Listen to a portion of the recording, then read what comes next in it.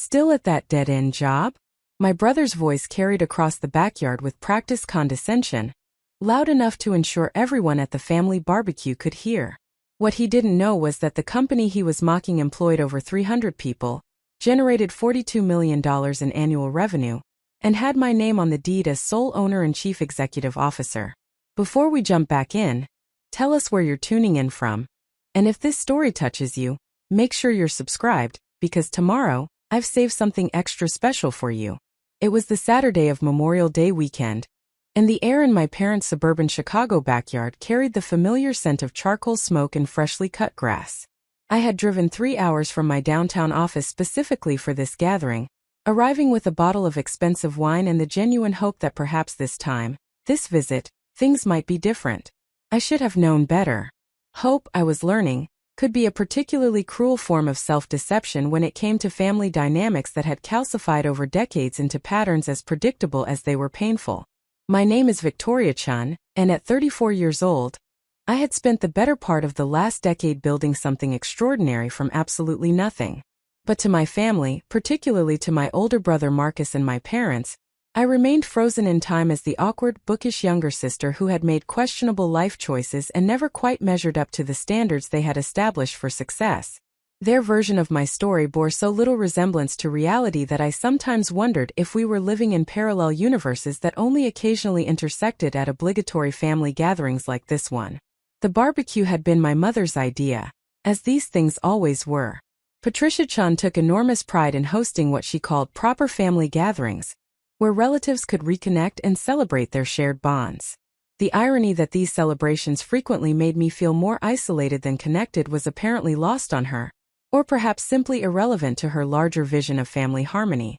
She had called me 2 weeks prior with her characteristic blend of warmth and subtle manipulation, explaining that it had been far too long since everyone had been together, and that my absence would be noticed and remarked upon if I failed to attend. I had considered declining. My calendar was genuinely packed with investor meetings, product launches, and strategic planning sessions that would determine the trajectory of my company for the next fiscal year. But something in my mother's voice, some quality I could not quite name, made me reluctant to refuse.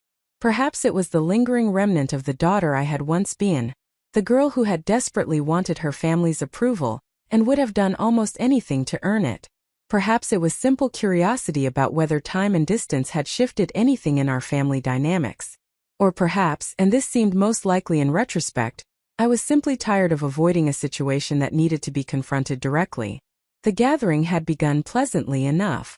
I had arrived at 2 o'clock in the afternoon to find the backyard already populated with aunts, uncles, cousins, and family friends whose faces were familiar even if their names sometimes escaped me. My father, Richard Chun, was manning the grill with the serious concentration he brought to all practical tasks, turning burgers and rotating hot dogs with the precision of someone performing surgery. My mother fluttered between the kitchen and the patio, ensuring that bowls of potato salad and coleslaw remained filled, and that everyone's drinks were refreshed before their glasses could approach empty. Marcus had arrived shortly after me, pulling up in his leased BMW with his wife Stephanie and their 2 children. At 38, my brother had achieved what our parents considered the markers of legitimate success: a management position at a mid-sized pharmaceutical company, a house in a respectable suburb, membership at a country club, and a family that looked picture-perfect in their annual holiday cards. That his job caused him constant stress, that his marriage seemed to consist primarily of Stephanie managing the household while Marcus worked late hours and played golf on weekends, and that his children were being raised primarily by a rotating cast of nannies was apparently irrelevant to the narrative of his success. The first hour passed in the awkward small talk that characterizes gatherings of people whose primary connection is genetic rather than chosen. I spoke with my Aunt Helen about her recent retirement, listened to my cousin David describe his new boat, and admired photos of my Uncle Tom's latest vacation to Costa Rica. Throughout these interactions, I was carefully vague about my own life and work, offering only that I was doing well, and that business was good when asked about my circumstances. This vagueness was deliberate and hard-won. Years of experience had taught me that detailed explanations of my work were met with either incomprehension or dismissal by my family. They had formed their opinions about my career trajectory long ago, and no amount of factual correction seemed capable of dislodging those fixed beliefs. It was easier to remain nonspecific and avoid the exhausting cycle of explanation, dismissal, and hurt feelings that invariably followed when I tried to share my actual professional reality. Marcus, however, had apparently decided that this gathering provided an excellent opportunity to reinforce the family narrative about my poor life choices. He had been drinking steadily since his arrival, though not excessively enough to excuse his behavior as mere drunkenness. The alcohol simply lowered his inhibitions enough to say aloud what he apparently thought constantly but usually kept to himself in my presence. "Victoria!" he called out from his position near the grill, where he stood with our father and two of his college friends who had joined the gathering. "Come over here. Dad was just telling everyone about your little tech job or whatever it is you do." The phrase "little tech job" landed like a slap. I had been arranging fruit on a platter near the outdoor dining table, helping my mother with the never-ending task of food preparation that seemed to constitute her primary contribution to these gatherings. I looked up to find not just Marcus but several other family members watching me with expressions ranging from genuine curiosity to poorly concealed pity. I walked toward the group with measured steps, my expression carefully neutral. "I work in software development and business consulting," I said evenly, which was technically accurate, even if it was a dramatic understatement of my actual position and responsibilities. Marcus laughed, the sound carrying an edge that his friends seemed to recognize as potentially problematic. Stephanie, standing nearby with my mother, shot him a warning look that he either didn't notice or chose to ignore. "Software development," he repeated, as if the words themselves were amusing. "So you're like a programmer or something? Still working for that startup that's probably going to fold any day now?" The casual cruelty of his characterization took my breath away. Not because it was unexpected but because of how confidently wrong it was. I had not worked for anyone but myself in over 8 years. The startup he was referencing with such dismissiveness was a company I had founded in my spare bedroom with $15,000 in savings, a business plan I had written over countless late nights, and a vision for enterprise software solutions that apparently no one in my family had ever bothered to understand or take seriously. "Things are going well," I replied, keeping my voice level and my face impassive. Years of high-stakes business negotiations had taught me the value of emotional control, and I was grateful for that training now. That's good," Marcus said with exaggerated encouragement, as if he were speaking to a child who had just reported a minor accomplishment. "But seriously, Vic, don't you think it's time to consider something more stable? I mean, you're 34 now? Shouldn't you be thinking about your future? Maybe getting a real job with benefits and a pension?" The phrase "real job" hung in the air like poison gas. I felt my jaw tighten despite my best efforts to remain composed. Around us, the previously cheerful conversation had died away as other family members registered the tension in this exchange and turned their attention toward what was rapidly becoming a spectacle. "I have been thinking about my future," I said quietly. "Quite extensively, actually." Marcus took a long drink from his beer, apparently emboldened by what he perceived as my defensive response. "Look, I'm just saying what everyone's thinking. You've been playing around with this tech stuff for years now, and what do you have to show for it? You're still living in that tiny apartment, you're still working crazy hours, you don't have a husband or kids. Meanwhile, some of your college friends are probably making 6 figures at real companies with actual career paths and retirement plans." The accuracy of his information was remarkably poor, which would have been funny if it were not so insulting. I had not lived in the tiny apartment he referenced in over 5 years. My current residence was a 3,000 square foot penthouse condominium in one of Chicago's most desirable neighborhoods, purchased outright with no mortgage. As for the 6-figure income he mentioned as if it represented some aspirational pinnacle, I had personally cleared that threshold before my 30th birthday and currently earned considerably more than that figure suggested, even before accounting for my equity stake in the company and the quarterly distributions that came from our increasingly healthy profit margins. But I said none of this. Instead, I simply nodded as if absorbing his wisdom, a response that seemed to satisfy him.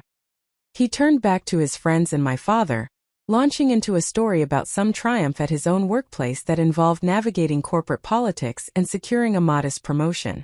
I retreated to the kitchen under the pretense of helping my mother, who was pulling a tray of appetizers from the oven. "Don't let Marcus get to you," my mother said without looking at me. Her attention focused on arranging stuffed mushrooms on a serving platter. He's just concerned about you. We all are.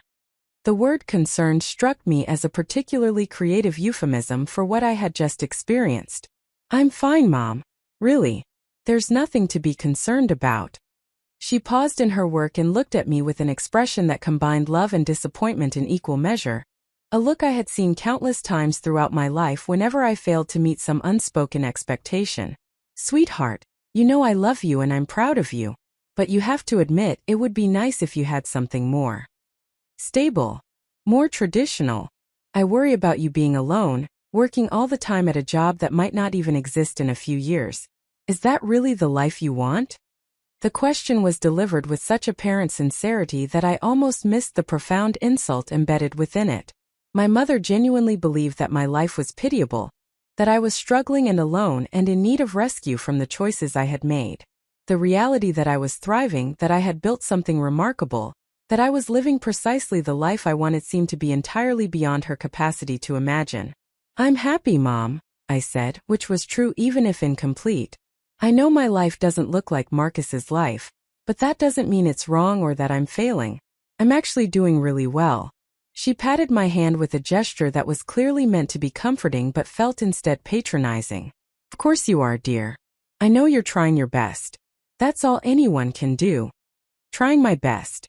As if I were a student struggling with a difficult subject rather than a successful entrepreneur who had built a multimillion-dollar enterprise through strategic vision, relentless effort, and the kind of business acumen that earned respect from investors, clients, and competitors alike. The dismissiveness was breathtaking in its completeness. Preparing and narrating this story took us a lot of time, so if you are enjoying it, subscribe to our channel, it means a lot to us. Now back to the story. I carried the platter of appetizers back outside, plastering on the smile I had perfected over years of such interactions. The gathering continued around me in the golden late afternoon light, family members laughing and talking and celebrating their connections to one another. I moved among them like a ghost, present but not really participating, watching from the outside a life I was technically part of but had never quite managed to belong to. Marcus held court near the grill, regaling his audience with stories that portrayed him as clever and successful and admired. My cousins discussed their own lives, sharing updates about promotions and pregnancies and home renovations. My parents beamed at their assembled family, clearly proud of the gathering they had orchestrated. And I stood apart, holding my glass of wine and wondering why I continued to subject myself to events that made me feel so profoundly unseen. The sun began its descent toward the horizon, painting the sky in shades of orange and pink that would have been beautiful if I had been in any state to appreciate them. The party showed no signs of winding down. My father announced that he was firing up the grill again for anyone who wanted seconds. My mother emerged from the kitchen with a massive sheet cake, decorated with the words, "Family is everything," in elaborate frosting script. It was as I was helping to serve this cake, distributing slices to various relatives and accepting their thanks, that Marcus approached me again. He had clearly continued drinking throughout the evening, and while he was not exactly drunk, the alcohol had stripped away whatever social filter might have previously restrained him. "Hey Vic," he said, slinging an arm around my shoulders with aggressive familiarity. "I've been thinking about what we were talking about earlier, about your job situation." I stiffened under his touch but did not pull away, not wanting to create a scene in the middle of the party. "Marcus, I really don't want to." No, hear me out," he interrupted, his voice loud enough that several nearby conversations paused. "I was talking to Dad and we both agree that you need help. Real help. So I talked to my boss and he says they might have an opening in their HR department. Nothing fancy, you understand, just like an administrative assistant position or something. But it would be stable, you know? Benefits, regular hours, a chance to finally get your life on track." The condescension in his voice was matched only by the absolute sincerity with which he delivered this offer. He genuinely believed he was helping me, that he was throwing a lifeline to his struggling younger sister, who was floundering in her poor life choices. The cognitive dissonance was so extreme that I almost laughed. "I appreciate the thought," I managed to say, "but I'm not looking for a new position right now." Marcus's expression shifted to something resembling pity mixed with frustration. "Vic, come on. You can't keep pretending everything's fine when it clearly isn't. Look around you. Everyone here has real jobs, real lives, real families. And what do you have? Some tech fantasy that's probably going to implode, an empty apartment, and nothing to show for all those years of education except a resume full of weird startup nonsense that no serious employer is going to value. The words felt like physical blows, each one landing with precision on insecurities I thought I had long ago resolved. But it was the reaction of the surrounding family members that truly broke something inside me. No one contradicted him. No one suggested that perhaps he was being unfair or cruel. Instead, I saw nods of agreement, expressions of sympathy directed at me, even what appeared to be relief that someone had finally voiced what they had apparently all been thinking. My mother approached and took my hand, squeezing it with what I'm sure she believed was supportive affection. Honey, Marcus has a point. We're not trying to hurt you. We just want what's best for you. Maybe it's time to be realistic about things. Realistic. The word echoed in my mind as I stood there surrounded by my family, all of whom believed they understood my life better than I did. All of whom were convinced that I needed saving from the choices I had made. The tragedy was not that they were cruel people, though Marcus's delivery certainly qualified as cruel. The tragedy was that they genuinely believed they were helping me, that their assessment of my failure and their offers of rescue came from a place of love and concern. I opened my mouth to respond, though I had no idea what I was going to say. Before I could form words, my phone began vibrating insistently in my pocket. I pulled it out to see my executive assistant's name on the screen, along with a text message marked urgent. I need to take this, I said, extracting myself from Marcus's arm and my mother's grip. I walked toward the far corner of the yard, pressing the phone to my ear as I connected the call. Sarah, what's happening? I said quietly, turning my back to the party. My assistant's voice was apologetic but firm. Victoria, I'm so sorry to interrupt your weekend, but we have a situation. The acquisition deal with Meridian Technologies just accelerated. They want to move the final negotiations to Monday morning instead of next week. The entire executive team needs to be present, including you. I know you blocked the weekend for family time, but it's fine, I interrupted, feeling something that might have been relief flooding through me. Send me the updated documents tonight. I'll review them and be ready for Monday morning. Anything else? Just one thing. Forbes confirmed the interview for their tech entrepreneur feature. They want to schedule it for next Wednesday if that works with your calendar. They're doing a profile on women-led companies that have achieved significant growth without venture capital. Apparently, your story has attracted considerable interest. Forbes. The irony was so sharp I almost laughed. My family believed I was failing at a dead-end job, while one of the world's most prestigious business magazines wanted to feature my success story as an example of entrepreneurial achievement. The disconnect was so extreme it bordered on surreal. Schedule it, I said. Wednesday afternoon if possible. And Sarah, thank you for handling this. I ended the call and stood for a long moment staring at my phone, processing what had just happened. The weekend I had sacrificed valuable work time to attend, the family gathering I had driven 3 hours to participate in, had culminated in being publicly humiliated and offered an administrative assistant position, as if it represented salvation from my supposed failures. Meanwhile, in the world beyond this backyard, I was negotiating multimillion-dollar acquisitions and being profiled in Forbes as a successful entrepreneur. The juxtaposition was too absurd to ignore, and something inside me shifted decisively in that moment. I had spent years accepting my family's narrative about my life, not bothering to correct them because it seemed easier than constant confrontation. I had told myself that their opinions didn't matter, that I knew my own worth regardless of their perception. But standing there in the gathering darkness of my parents' backyard, listening to the sounds of laughter and conversation from people who thought they knew me but didn't know me at all, I realized that the cost of this silence had been higher than I had acknowledged. I walked back toward the group with a strange sense of calm settling over me.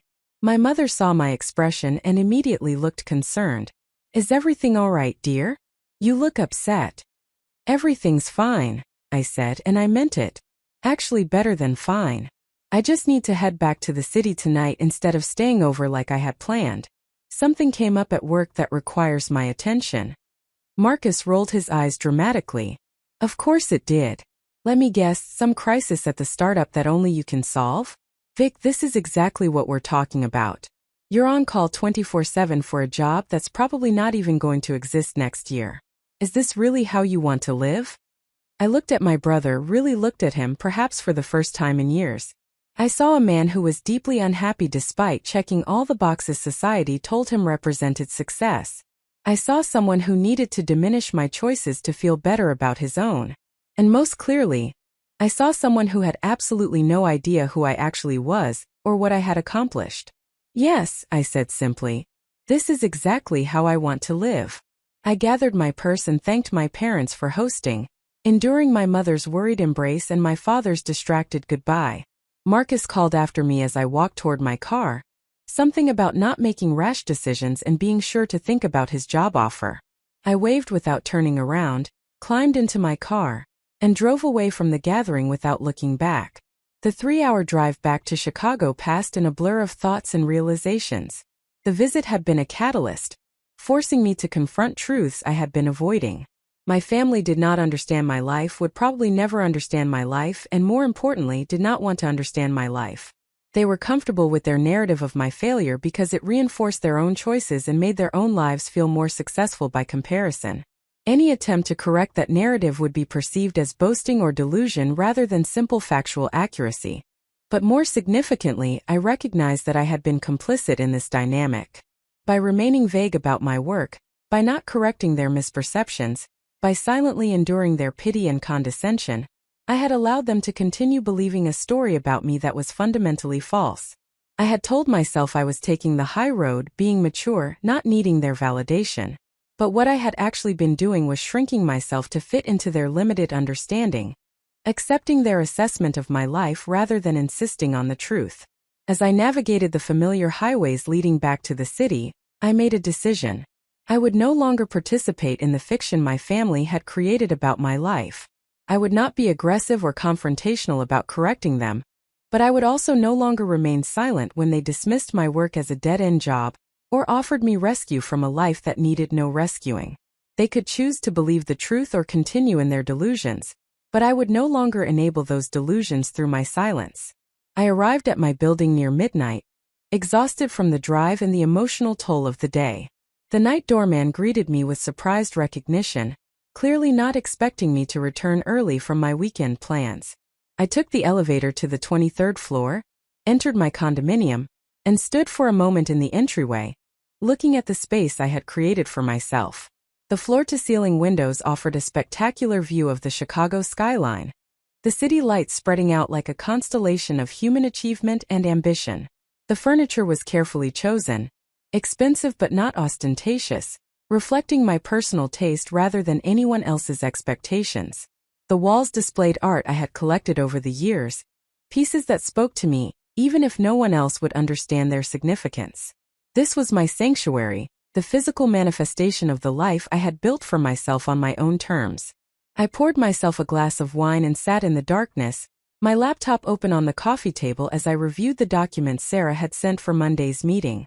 The acquisition we were negotiating represented the culmination of 18 months of careful strategic planning and relationship building. If successful, it would expand our service offerings significantly and position us to compete for contracts we previously would not have been able to pursue.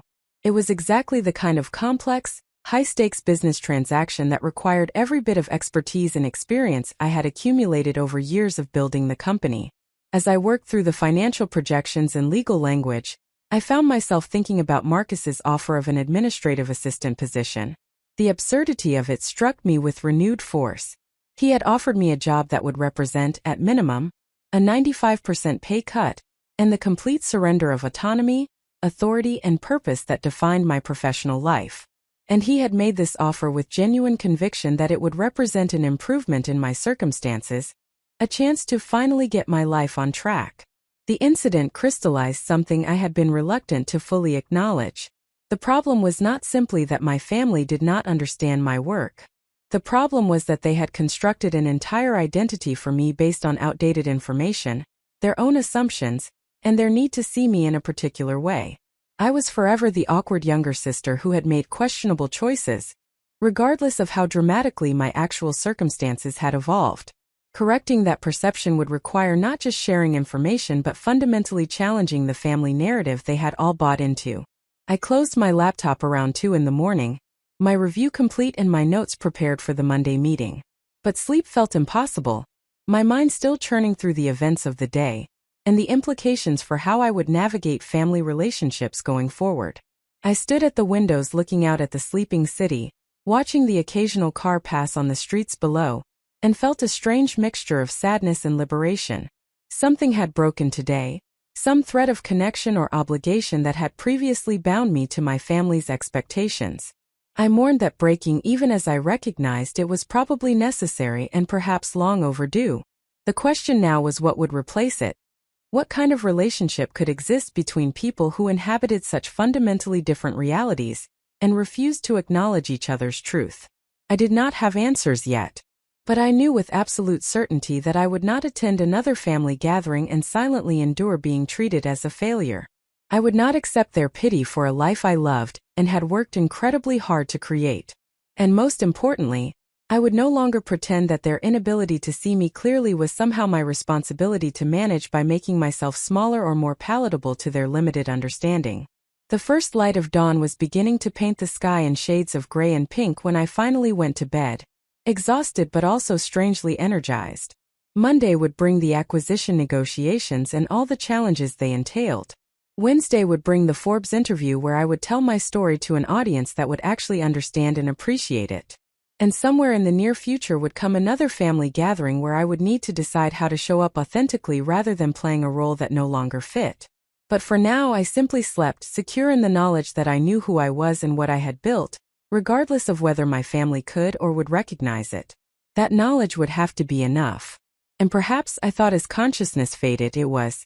The alarm jolted me awake at 6 o'clock Monday morning, dragging me from dreams I could not quite remember but that left behind a residue of unease.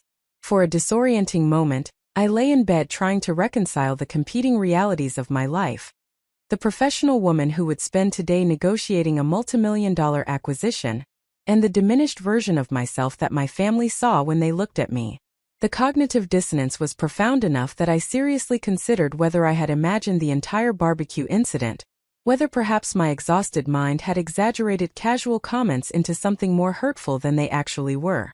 But no. The memory was clear and sharp, untainted by the distortions that sometimes accompany emotional reactions. Marcus had publicly dismissed my career as a dead-end job and offered me an administrative assistant position, as if it represented salvation. My mother had characterized my entire life as something to be worried about, a series of unfortunate choices that needed correction. My father had said nothing at all, which in some ways felt worse than active criticism because it suggested that he agreed with the assessment but did not consider it worth discussing. And the assembled relatives had nodded along or remained silent, complicit through their lack of contradiction. I rose from bed and moved through my morning routine with the mechanical efficiency of someone trying to outpace their own thoughts. Shower. Coffee. Review the acquisition documents one final time. Select the charcoal gray suit that projected authority without aggression, paired with the emerald blouse that added just enough color to avoid looking severe. Apply makeup with precision, armor for the day's battles that had nothing to do with family dynamics and everything to do with protecting shareholder value and securing favorable terms in complex negotiations. By 7:30, I was in my car navigating morning traffic toward the downtown office, my mind now fully focused on the day ahead. The acquisition target was a mid-sized technology firm called Meridian Technologies that had developed proprietary software for supply chain optimization. They had approached us 6 months ago about a potential partnership, and those conversations had gradually evolved into acquisition discussions as it became clear that our respective capabilities were highly complementary. Their technology would significantly expand our service offerings, while our established client base and operational infrastructure would provide them with the scale and resources to fully capitalize on their innovations. The negotiations had been proceeding according to the timeline we had established, with a target closing date 3 months away. But apparently something had shifted over the weekend, some urgency that required accelerating the entire process. I needed to understand what had changed, and whether that change represented opportunity or risk before walking into the conference room. I arrived at the office to find Sarah already at her desk despite the early hour, a massive cup of coffee beside her computer, and the focused expression she wore when managing multiple complex tasks simultaneously. She had been my executive assistant for 4 years, having joined the company when we were still small enough that every hire felt momentally significant. She had grown alongside the business, developing from a capable administrative professional into someone who understood the company's operations well enough to anticipate needs before they were articulated and manage situations that would overwhelm less experienced people. "Good morning," she said, looking up from her screen. "I pulled together everything you need for the Meridian meeting. Financial models, due diligence summaries, the revised term sheet they sent over last night, and background information on the new stakeholder who apparently forced this acceleration." "New stakeholder?" I asked, immediately alert to this detail. Unexpected actors in acquisition negotiations often signaled complications that could derail carefully constructed agreements. Sarah nodded, handing me a folder thick with printed documents. Venture capital firm called Apex Growth Partners. They invested in Meridian about 18 months ago, and apparently they have some sort of liquidity requirement that means they need to exit their position sooner than originally planned. The Meridian founders assured our team that this doesn't change the fundamental deal structure, but they need to close within 60 days instead of 3 months to accommodate Apex's timeline. I absorbed this information while reviewing the documents Sarah had compiled. Venture capital involvement always complicated acquisitions because it introduced stakeholders whose interests might not align perfectly with the founders or the acquiring company. Apex would want to maximize their return and minimize their risk, which could mean demanding terms that worked well for them but less well for us. The accelerated timeline was concerning as well because it created pressure that reduced our negotiating leverage. "What do we know about Apex?" I asked, making notes in the margins of the term sheet as I identified clauses that would require careful attention. "Standard mid-market venture capital firm," Sarah replied, clearly having anticipated this question. "They focus on technology companies in the growth stage, typically investing between $5 and $20 million for minority equity positions. They have a decent track record. Nothing spectacular but no major disasters either." The partner who sits on Meridian's board is a woman named Jennifer Wu, Stanford MBA, previously worked at 2 larger VC firms before joining Apex 5 years ago. I included her biography in the folder. I scanned Jennifer Wu's credentials, forming a preliminary assessment of what kind of negotiator she would be. Ivy League education suggested intelligence and confidence. Experience at larger firms before moving to a mid-market fund indicated either ambition to build something of her own or perhaps frustration with the politics and constraints of bigger organizations. 5 years at Apex suggested commitment rather than using it as a stepping stone. None of this told me whether she would be reasonable or difficult in negotiations, but it provided useful context. The morning passed in a blur of preparation. My executive team assembled in the conference room at 8:30 for a pre-meeting strategy session. This group represented the core leadership of the company I had built. Michael Torres, my chief financial officer, who had left a comfortable position at a Big Four accounting firm to join us 3 years ago, when we were still small enough that the decision felt genuinely risky. Jennifer Park, my chief technology officer, who had been my first real hire 8 years ago, and had been instrumental in developing the technical architecture that made our platform scalable and reliable. David Chan, no relation despite sharing my surname, who served as general counsel, and had the particular gift of translating complex legal concepts into language that allowed informed business decisions. We spent 90 minutes reviewing every aspect of the proposed acquisition, stress testing our assumptions and identifying potential issues that might emerge during negotiations. Michael walked through the financial models, demonstrating how different valuation scenarios would impact our capital structure and profitability projections. Jennifer outlined the technical integration challenges we would face and the timeline required to merge Meridian's software with our existing platform. David explained the regulatory considerations and highlighted contractual provisions that would require careful drafting to protect our interests. This was the work I loved, the reason I had built this company rather than pursuing a conventional career path. Every decision had implications that rippled through multiple domains: financial, technical, legal, strategic, cultural. Making good decisions required synthesizing expertise across all these areas while maintaining focus on long-term value creation, rather than short-term convenience. It was intellectually demanding in a way that felt energizing rather than exhausting, and I was surrounded by people who understood this work at a deep level and brought their own considerable expertise to the table. At 10 o'clock, we relocated to the larger conference room where the Meridian team and their advisors were waiting. I had met the Meridian founders, Robert Ashford and Diana Lee, several times over the course of our previous discussions. They were both in their early 40s, technical experts who had built their company over 15 years into something genuinely valuable, but had reached the point where further growth required resources and capabilities they did not possess. The acquisition represented their exit strategy, a chance to realize the value they had created while ensuring their technology would be properly developed and their team would be taken care of. Jennifer Wu from Apex Growth Partners was new to these discussions, and I studied her carefully as introductions were made. She was probably in her mid-30s, impeccably dressed in a navy suit that projected competence and authority. Her handshake was firm, her eye contact direct, and her entire demeanor suggested someone accustomed to being the most prepared person in any room. I recognized something of myself in her presentation, that particular combination of confidence and caution that comes from being a woman in male-dominated professional environments where any sign of weakness or uncertainty will be exploited. The meeting began with Robert Ashford explaining the changed timeline and apologizing for the disruption to our agreed-upon schedule. He was diplomatic in his explanation, avoiding any suggestion that the venture capital firm was forcing the acceleration, but the underlying reality was clear enough.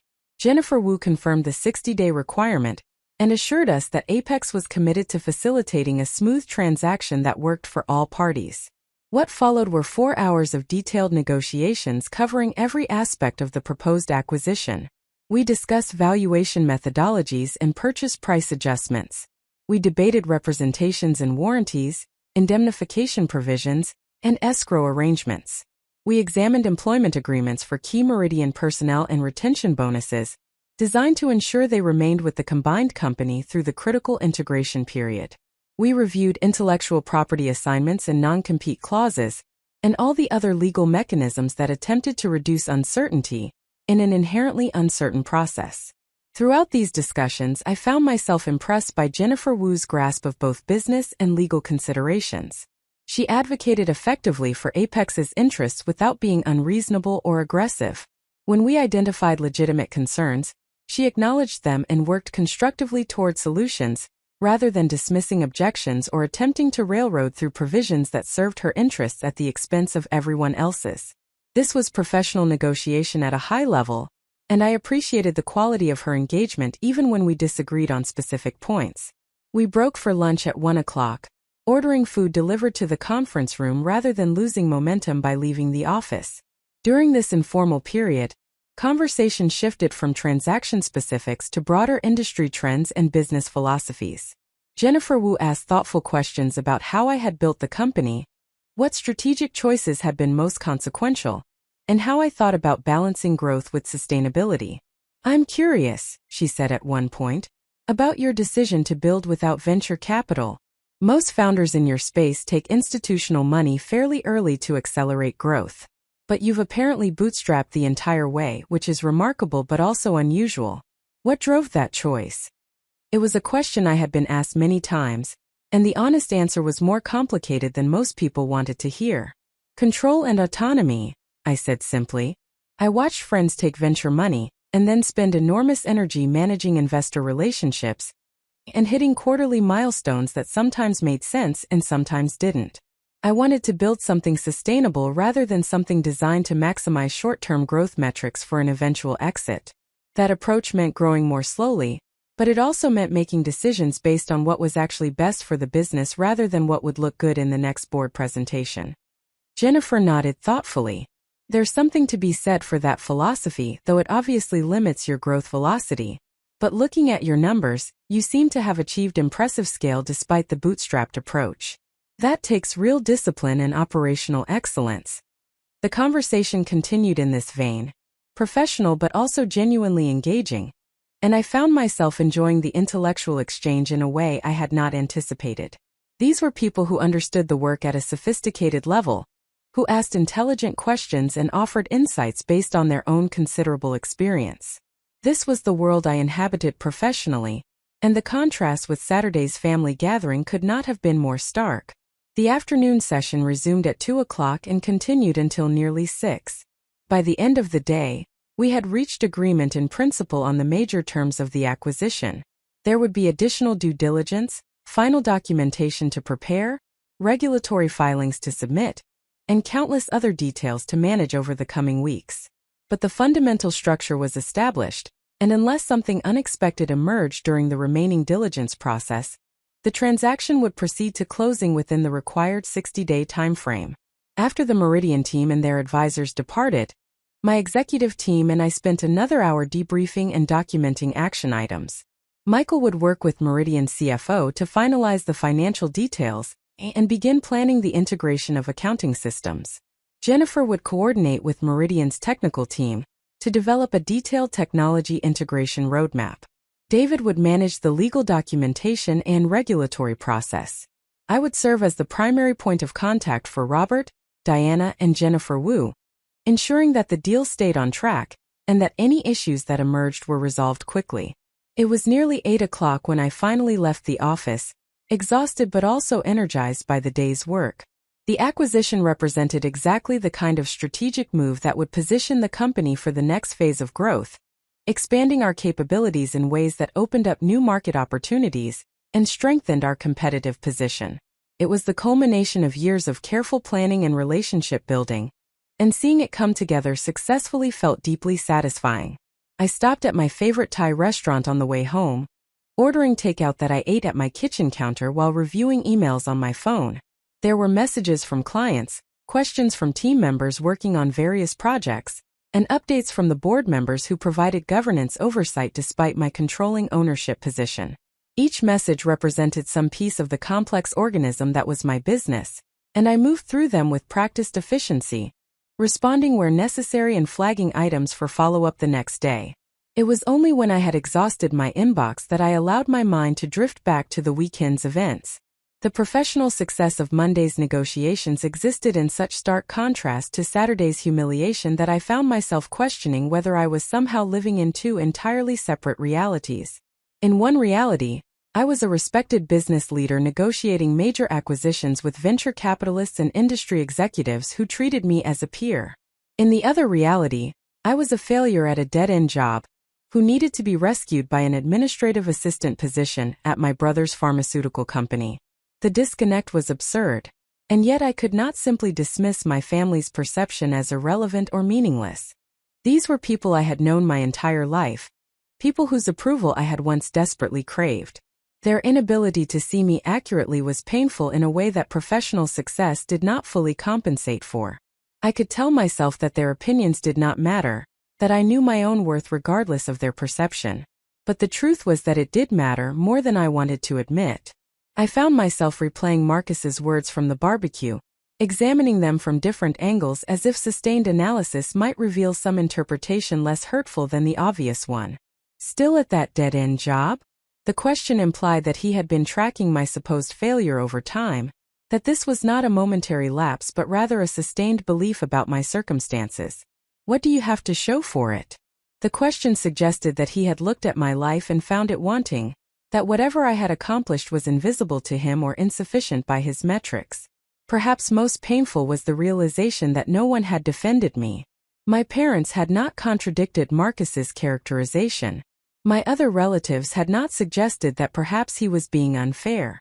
Even Stephanie, Marcus's wife, who had always been kind to me, had remained silent during the exchange. This collective silence suggested that Marcus had not been expressing merely his own opinion but rather articulating what everyone else was thinking but had been too polite to say directly. I tried to understand their perspective, to see my life through their eyes rather than my own. I lived alone in an expensive apartment they had never visited, working at a job they did not understand for a company whose name they would not recognize. I had no husband, no children, no obvious markers of success that translated into their framework for understanding adult achievement. I worked constantly, traveling frequently for business, often unavailable for family events because of professional obligations. From their perspective, I probably did look like someone who had made questionable choices and ended up isolated and overworked in pursuit of something that seemed abstract and unlikely to succeed. But this charitable interpretation only partially softened the sting of their judgment. Even if I could understand why they had formed their assessment, it remained profoundly wrong. The life they pitted was actually the life I had deliberately chosen and carefully constructed. The isolation they worried about was actually autonomy and independence. The work they saw as a dead-end job was actually the foundation of something valuable that I had built through years of strategic vision and relentless execution. The question was what, if anything, to do about this misperception. I could continue as I had been, remaining vague about my work and allowing them to maintain their inaccurate beliefs. This approach had the advantage of avoiding conflict and not requiring me to justify myself to people who might not believe me even if I tried to correct them. But it also meant continuing to endure their pity and their rescue attempts, continuing to be seen as something I was not, continuing to shrink myself to fit into their limited understanding. Alternatively, I could directly confront their misperceptions, laying out the actual facts of my professional life, and insisting that they acknowledge reality. But this approach felt aggressive and uncomfortable, like boasting or seeking validation that I told myself I did not need. Moreover, I genuinely questioned whether it would work. People who had invested years in a particular narrative about someone were remarkably resistant to information that contradicted that narrative. They would likely interpret any attempt to correct them as defensiveness or delusion, rather than factual accuracy. There was a third option, one that felt both more authentic and more challenging. I could simply live my life openly and let the facts speak for themselves. When asked about work, I could answer honestly rather than vaguely. When offered rescue from my supposed failures, I could decline clearly and explain why. I would not volunteer information or attempt to prove anything, but I would also not participate in the fiction that my family had constructed. If they chose to remain willfully blind to reality, that was their choice. But I would no longer enable that willful blindness through my own silence. This approach felt right in a way the other options did not, though I recognized it would likely create tension and discomfort in the short term. My family was accustomed to a particular dynamic where I accepted their assessment of my life without contradiction. Changing that dynamic would provoke resistance and potentially conflict. But the alternative was continuing to be someone I was not, and I was no longer willing to pay that price for the illusion of family harmony. I stayed awake later than I should have, my mind churning through these considerations while knowing that I had another demanding day ahead of me. Tuesday would bring client meetings and strategic planning sessions, and all the other responsibilities that came with running a rapidly growing company. I needed rest, needed to direct my energy toward the work that actually mattered rather than continuing to process family dynamics that I could not control. But sleep felt elusive, my thoughts returning again and again to that moment at the barbecue when Marcus had dismissed my work as a dead-end job and everyone had nodded in agreement.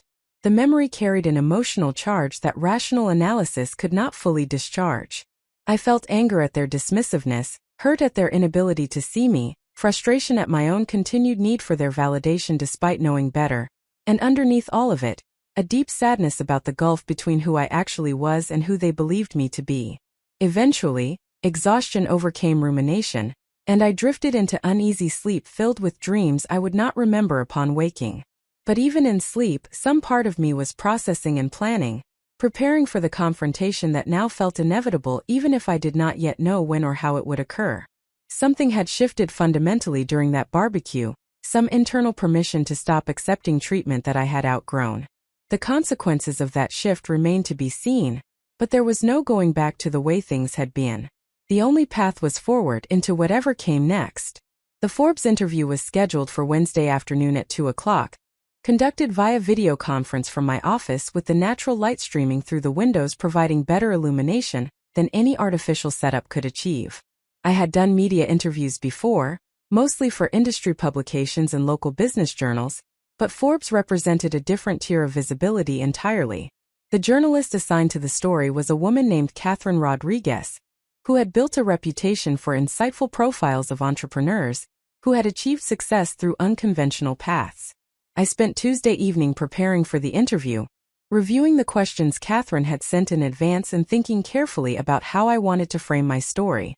The feature was part of a series on women-led companies that had scaled without venture capital, and Catherine's preliminary research had apparently impressed her enough that she wanted to dig deeper into the specifics of how I had built the business and what lessons might be extracted for other entrepreneurs considering similar paths. The interview itself lasted nearly 2 hours, far longer than the scheduled 60 minutes, because Catherine kept identifying threads she wanted to explore more thoroughly. She asked about the early days when I was working alone from my apartment, writing code late into the night while maintaining a full-time consulting job to pay my bills. She wanted to know about the first clients I had landed, and how I had convinced them to trust a one-person operation with their business-critical software needs. She was curious about the decision points where I could have pursued venture capital but chose not to, and what trade-offs that choice had entailed. But what seemed to interest her most was the psychological dimension of building a business in relative obscurity, without the external validation that comes from venture capital funding announcements, and the media attention that typically accompanies institutional investment.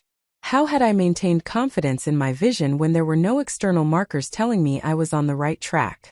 How had I dealt with doubt and uncertainty during the inevitable difficult periods? What kept me moving forward when the easier path would have been to give up and pursue conventional employment? These were thoughtful questions that required honest answers, and I found myself sharing more than I had anticipated about the internal experience of entrepreneurship. I talked about the loneliness of the early years when I had no one to consult with about major decisions, when every choice felt momentous and potentially catastrophic. I described the financial stress of living on minimal income while investing everything I could into the business, eating rice and beans for months at a time because that was what my budget allowed. I acknowledged the social cost of building something that required such consuming focus that friendships and relationships often took a back seat to work demands. But I also talked about the profound satisfaction of watching something grow from an idea into a functioning business that solved real problems for real clients. I described the joy of hiring that first employee and realizing that I had created not just a job for myself but employment for someone else. I explained how each milestone, each new client contract, each talented person who chose to join the team, felt like validation that the vision was sound even if the path was difficult. Catherine asked about my family and whether they had been supportive during the building phase. The question caught me slightly off guard, coming as it did just days after the barbecue incident when that very lack of family support had been so painfully apparent. I paused before answering, choosing my words carefully. "My family has always wanted the best for me," I said, which was true even if incomplete. But they did not always understand the path I was choosing or why I was choosing it. There were times when they worried about my decisions and suggested alternative approaches that felt safer or more conventional to them. That lack of understanding was difficult, particularly in the early years when I was least confident myself and could have used more unconditional support. But in some ways, building without that external validation forced me to develop internal conviction about what I was doing and why it mattered. I had to believe in the vision strongly enough to sustain myself through periods when no one else seemed to believe in it. Catherine nodded thoughtfully, making notes on her laptop. "And now, having achieved the success you have, do you feel that your family's perception has shifted? Do they understand now what you were building?" The question was uncomfortably perceptive, and I found myself hesitating again before responding. Professional interviews were not the place for airing personal grievances or family conflicts, and I had no desire to publicly criticize people I was related to regardless of how they had treated me. But I also felt an obligation to honesty, both for myself and for other entrepreneurs who might read this interview and recognize their own experiences in my story.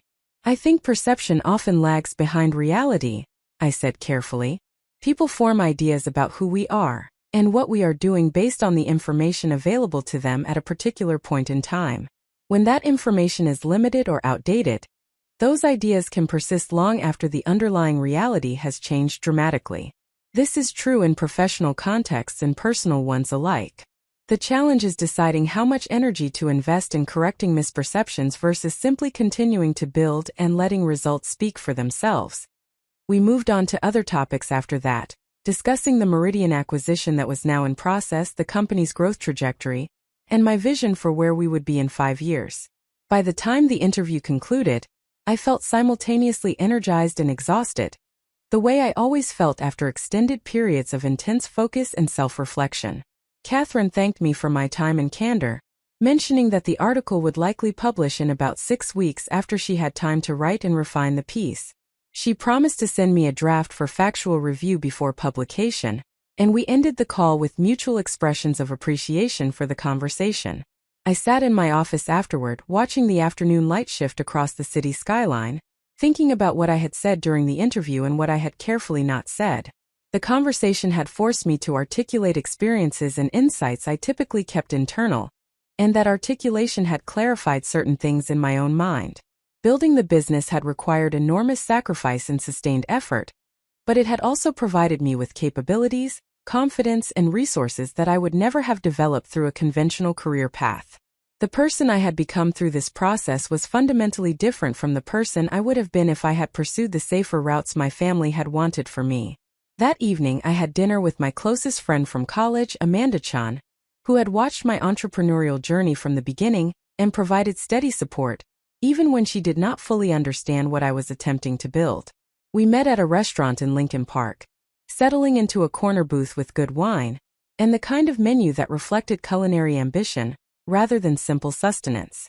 Amanda was a pediatric surgeon at Northwestern Memorial Hospital, someone whose own professional path had been demanding and unconventional in different ways. She had matched into one of the most competitive surgical residencies in the country, endured years of punishing training schedules, and emerged as a highly skilled specialist who performed complex operations on children facing life-threatening conditions.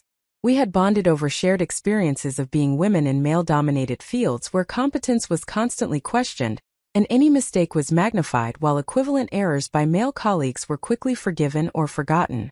After we had ordered and exchanged the usual updates about work and life, Amanda studied me with the particular intensity she brought to situations she sensed required deeper attention. "What's wrong?" she asked simply. "You seem off somehow, like something's bothering you that you are not talking about." I had not intended to discuss the barbecue incident or my ongoing processing of family dynamics, but Amanda's direct question opened a door I found I wanted to walk through. I told her the whole story, from Marcus's public dismissal of my career to my mother's worried suggestions that I needed a more stable life, from the assembled relatives who had nodded in agreement to my own silence in the face of characterizations so divorced from reality they bordered on absurd. Amanda listened without interruption until I finished, her expression shifting from surprise to anger to something that looked like recognition. When I concluded, she took a long drink of her wine before responding. "I need to tell you something you are probably not going to want to hear," she said. "This situation is partly your fault." I felt defensive instincts rise immediately, but I forced myself to simply listen rather than arguing. "You have spent years being deliberately vague with your family about what you do and how successful you have become," Amanda continued. "I understand why you made that choice. You did not want to seem like you were bragging, you did not want to deal with their questions or skepticism, you just wanted to avoid the whole complicated dynamic. But the consequence of that choice is that they have filled in the gaps with their own assumptions, and those assumptions are apparently terrible and completely wrong. I should not have to justify my life to them," I protested, even though part of me recognized the validity of her point. "You are right, you should not have to," Amanda agreed. "In an ideal world, they would be curious about your life, ask meaningful questions, and actually listen to your answers. But we do not live in that ideal world. We live in a world where you have to decide whether you care enough about their misperceptions to correct them, or whether you are truly comfortable letting them continue believing things about you that are fundamentally false." She paused, then added more gently, "Victoria, you are one of the most accomplished people I know. You built a successful company from nothing. You employ hundreds of people. You are being profiled in Forbes, for God's sake. But your family thinks you are failing at a dead-end job, and offered you a position as an administrative assistant, because they genuinely believe it would improve your circumstances. That disconnect is not sustainable. Something has to give."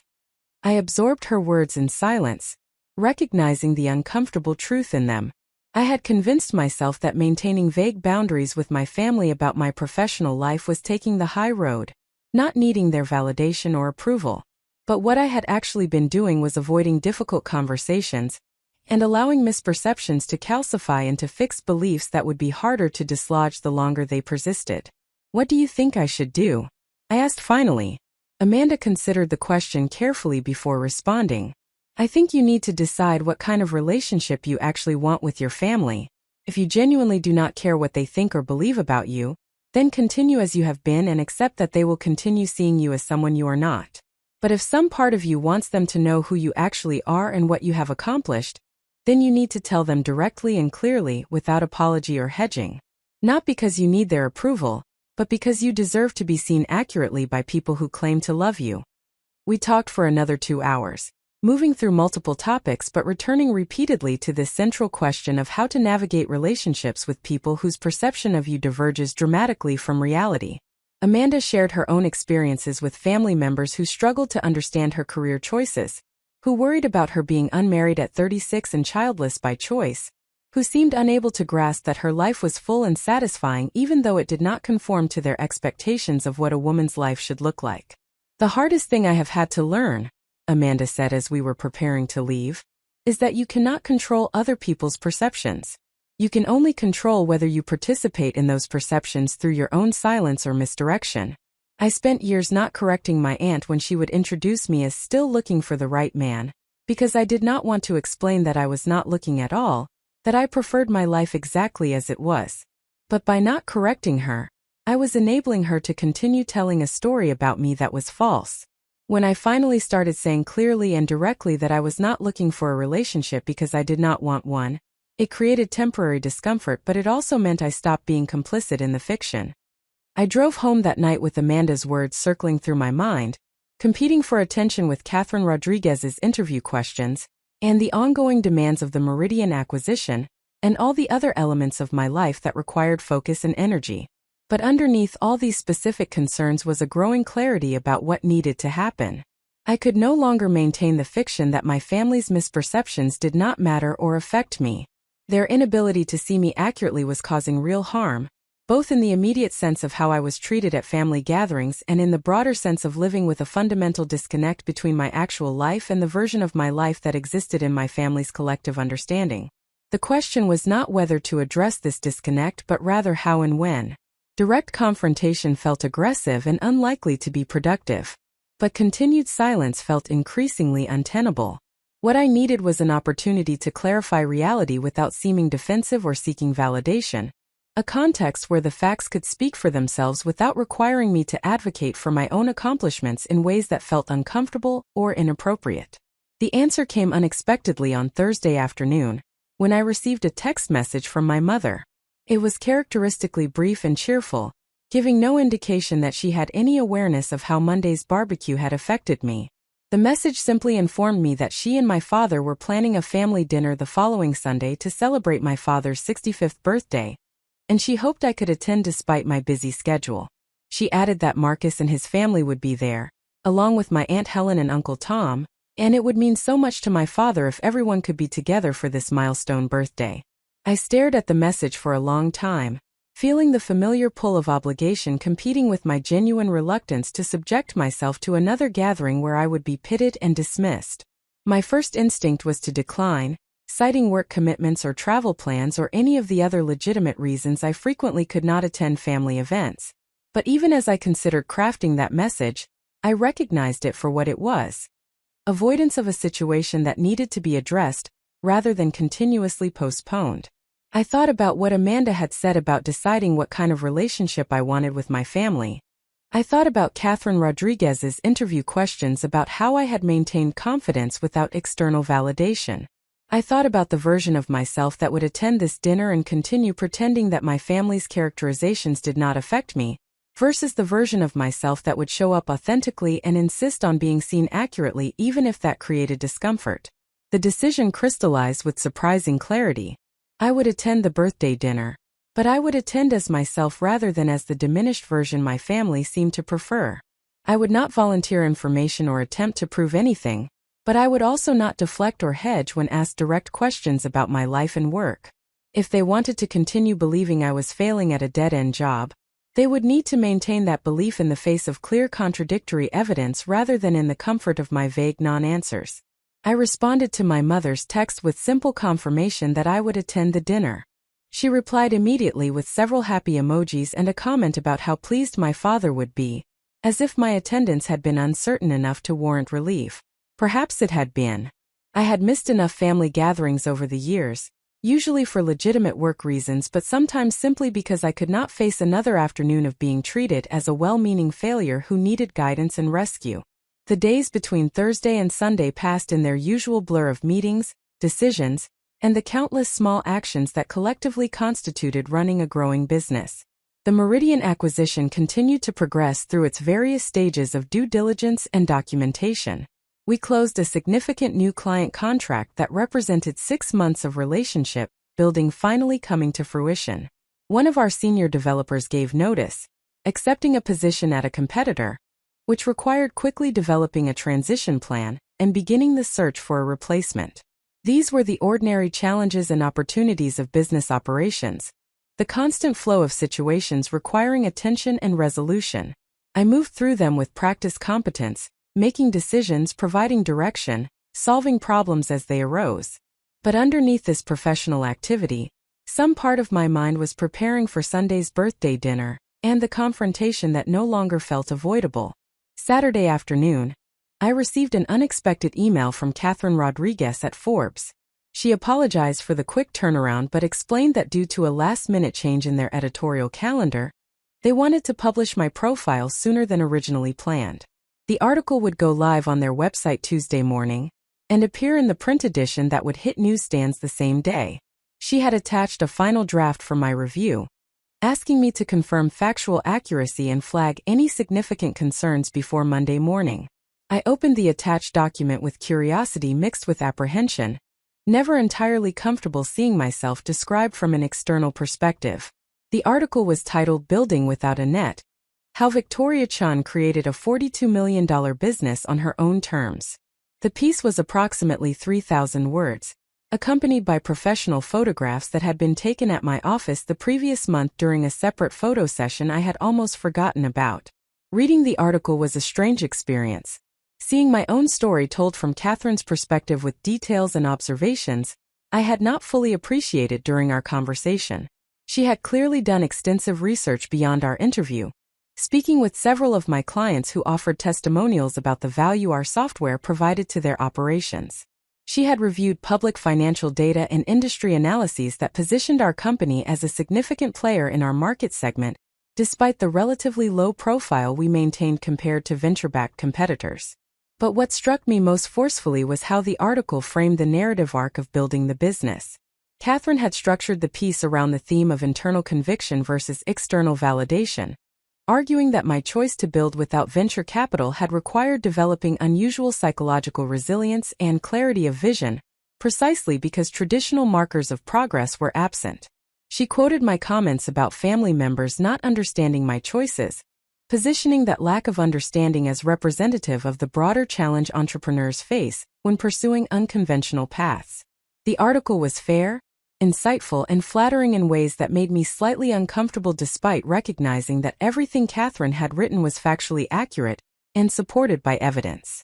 But it was also undeniably powerful, the kind of profile that would establish credibility and visibility in ways that years of steady work often did not. People who read this article would understand immediately that I had built something significant, that my choices had been validated by tangible success, that the unconventional path had led somewhere valuable. And my family would read this article. I had no doubt about that. Whether they stumbled across it themselves or whether someone they knew sent it to them, this public accounting of my professional achievements would reach them and force them to confront the dramatic disconnect between their beliefs about my life and the documented reality. This realization created a strange mixture of anticipation and anxiety. Part of me felt vindicated, knowing that the misperceptions I had tolerated for so long would be definitively corrected by an objective third-party source they could not easily dismiss.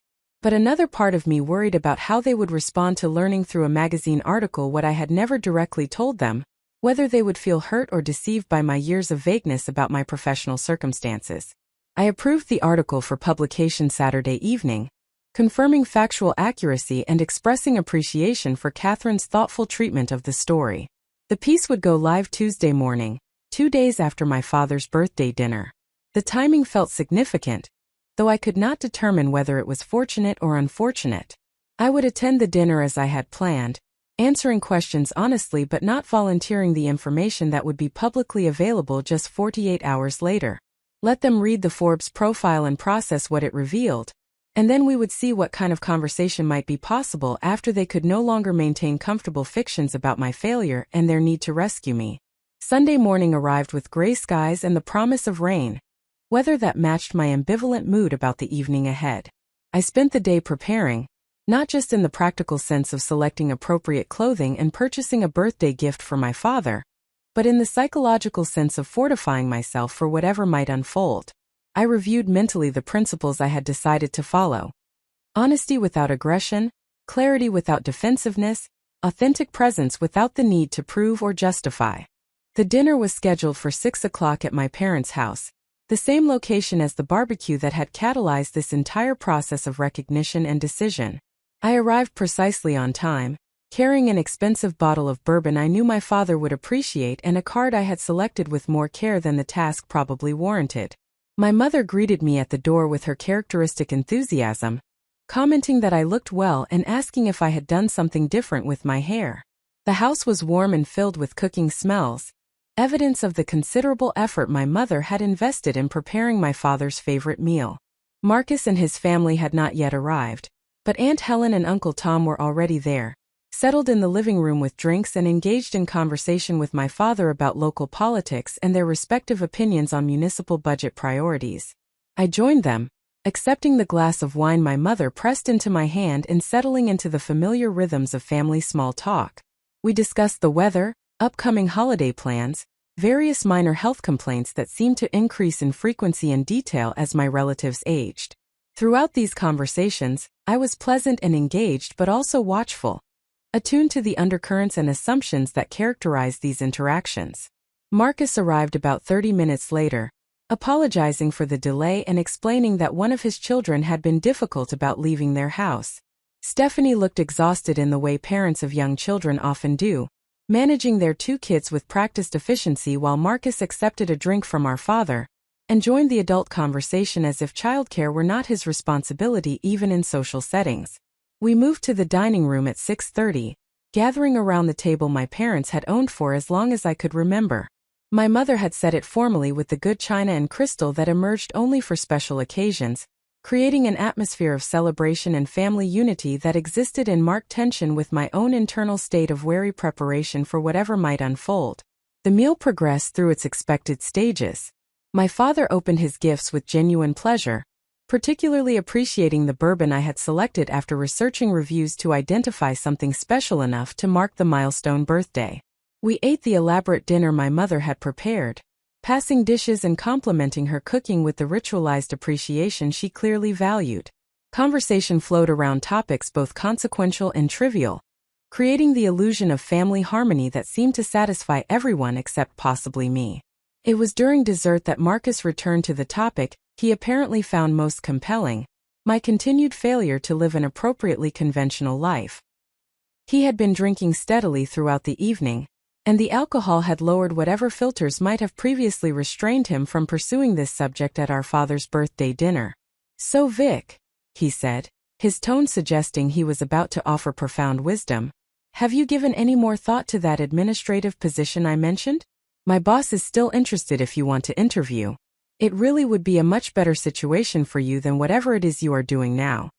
The question landed in a brief silence as other conversations paused and attention shifted toward me. I felt my mother's concerned gaze, my father's distracted attention, my aunt and uncle's polite curiosity. This was the moment I had been preparing for. The opportunity to respond with honesty rather than vague deflection. I set down my fork and looked directly at Marcus before responding. "I appreciate the thought, but I am not looking for a new position. I am very satisfied with my current work." Marcus laughed, the sound carrying its familiar edge of condescension. "Come on, Vic. You do not have to pretend with family. We all know that startup you are involved with is probably going nowhere. There is no shame in admitting you need help getting into something more stable."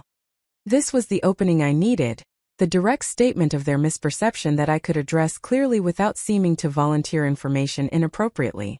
I took a breath, aware that what I was about to say would fundamentally alter the dynamic we had maintained for years.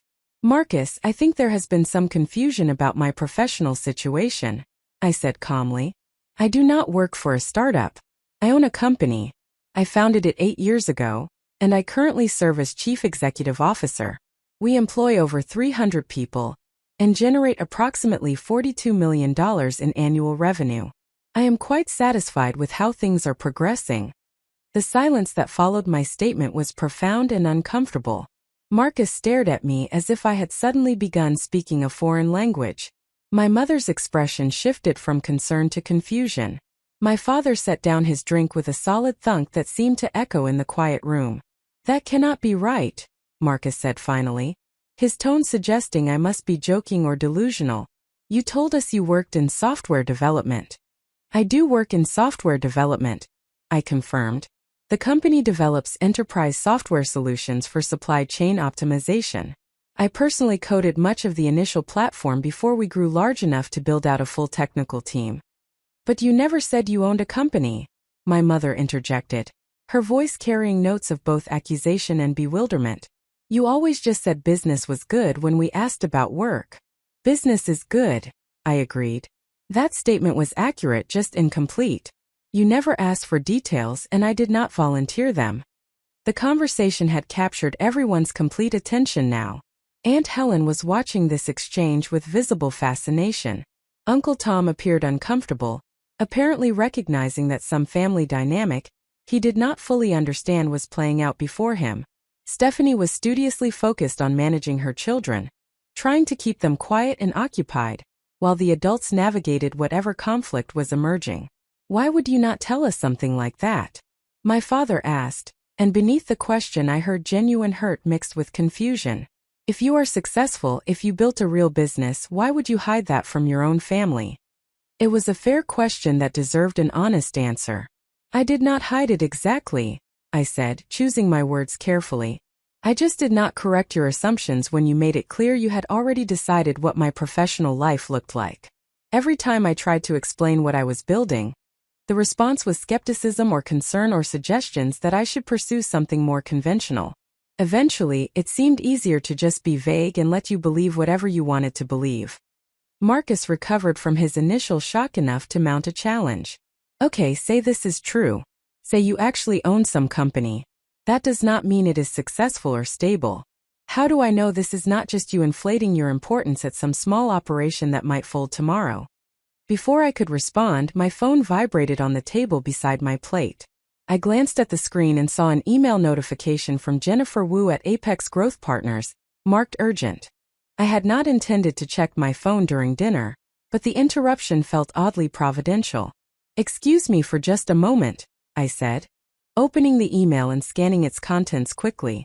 Jennifer was reaching out on Sunday evening, which was itself unusual, to confirm that Apex's legal team had completed their final review of the acquisition documents and were prepared to proceed to closing ahead of schedule. She was proposing a signing meeting for Thursday morning if that worked with our calendar, noting that this accelerated timeline would benefit all parties by reducing the period of uncertainty inherent in any transaction. I replied briefly confirming Thursday would work, and that I would coordinate with our team to ensure everyone was prepared. Then I looked up to find my entire family watching me with expressions ranging from confusion to skepticism to something that might have been the first stirring of recognition that perhaps they had misunderstood something fundamental about my circumstances. That was one of the investors in a company we are acquiring, I explained. We are closing the transaction this week, which will expand our capabilities significantly and position us well for the next phase of growth. The statement hung in the air, its implications slowly registering.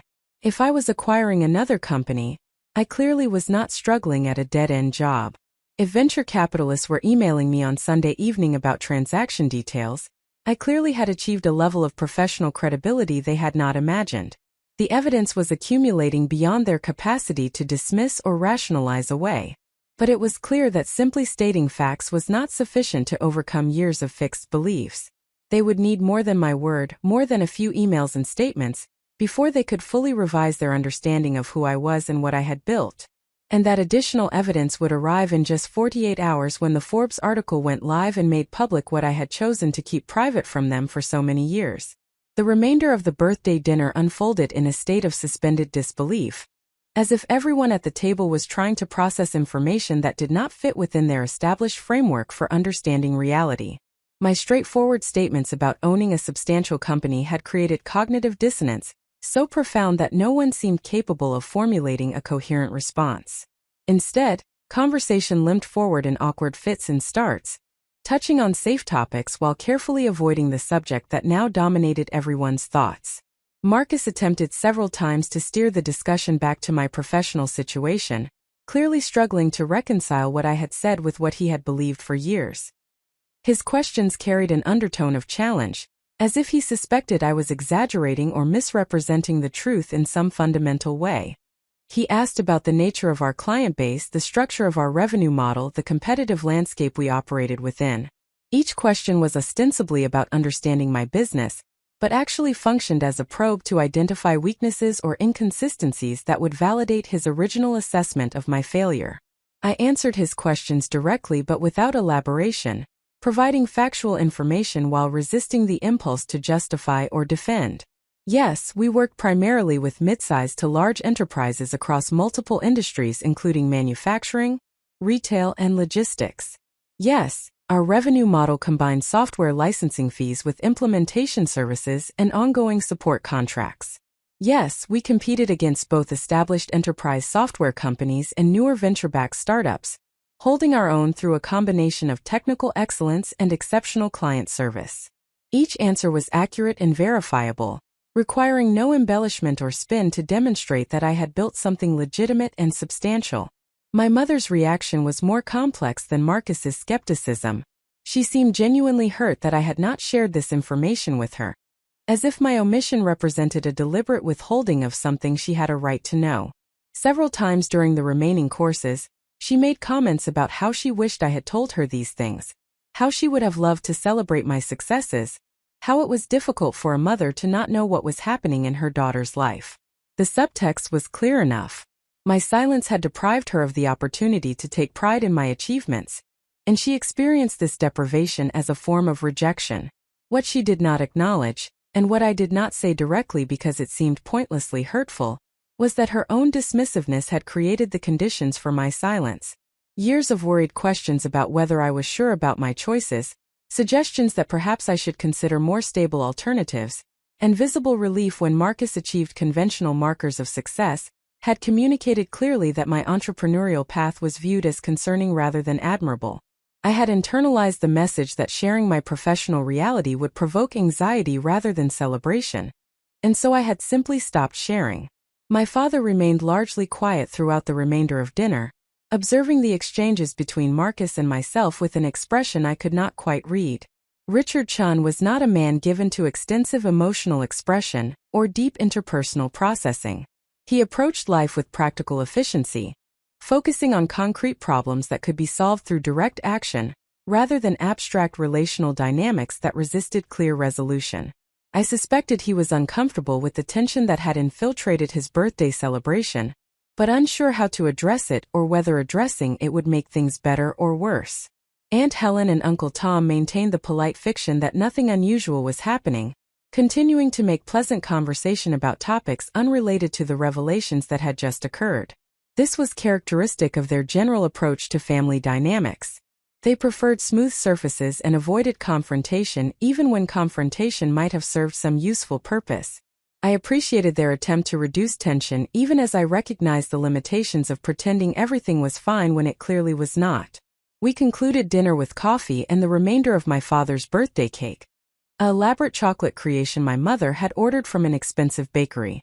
The conversation had exhausted itself, running out of safe topics and reaching a point where continuing to avoid the obvious subject felt more awkward than simply acknowledging we had all reached our capacity for social interaction this evening. I helped my mother clear dishes and load the dishwasher, a ritual that provided structure and purpose during the uncomfortable winding down of the gathering. As I was preparing to leave, my mother followed me to the front door and took my hand with a gesture that was both affectionate and restraining. Her eyes carried a mixture of concern and confusion that I had seen many times before, usually when she was trying to understand something about me that fell outside her frame of reference for how daughters should be. "Victoria, sweetheart, I need to understand something," she said quietly, clearly not wanting the others to overhear this conversation. "Why did you not tell us about your company? About what you have built? Did you think we would not be proud of you? Did you think we would not want to know?" The questions were delivered with apparent sincerity, and I could see that she genuinely could not comprehend why I had chosen silence over sharing. To her, the omission seemed inexplicable and hurtful. She had no apparent awareness of how her own responses over the years had shaped my decision to remain vague about my professional life. "Mom, every time I tried to explain what I was building, the response was concern or skepticism," I said, keeping my voice gentle but direct. "You and Dad worried constantly that I was making poor choices, that I should pursue something more conventional and stable. Marcus openly dismissed my work as a dead-end job that would probably fail. None of you asked meaningful questions about what I was actually doing or showed interest in understanding it. Eventually, it seemed easier to just not talk about it rather than continuously defending choices that I knew were right but that you all viewed as mistakes." My mother's face registered something that looked like genuine surprise mixed with defensive hurt.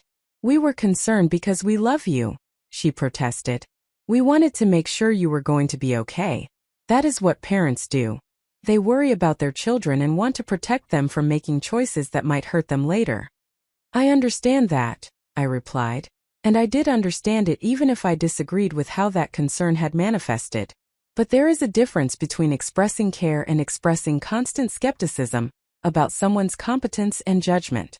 I am 34 years old. I have an MBA from a top university. I have been supporting myself entirely since graduation. At some point, continuing to treat me as if I need protection from my own poor decision-making stops being loving concern and starts being dismissiveness of who I actually am and what I am actually capable of achieving. She opened her mouth as if to respond, then closed it again, apparently unable to formulate a reply that addressed what I had said. I could see her struggling to reconcile this perspective with her own experience of our relationship, trying to understand how actions she viewed as protective love could be received as dismissive skepticism. The gap between intention and impact was clearly difficult for her to navigate. "The Forbes article comes out Tuesday," I said, deciding that direct preparation was better than letting her be blindsided. "It is a profile about how I built the company without venture capital. There will be details about revenue, employee count, major clients, and the acquisition we are closing this week. I wanted you to hear it from me first rather than finding out when other people start sending you the link." Her expression shifted through several emotions in rapid succession. Surprise that there was a Forbes article at all. Pride that her daughter was being featured in such a prominent publication. Anxiety about what the article might say and who might read it. And underneath all of these, a deeper confusion about how this version of me had existed entirely outside her awareness despite regular family contact. "Forbes magazine is writing about you?"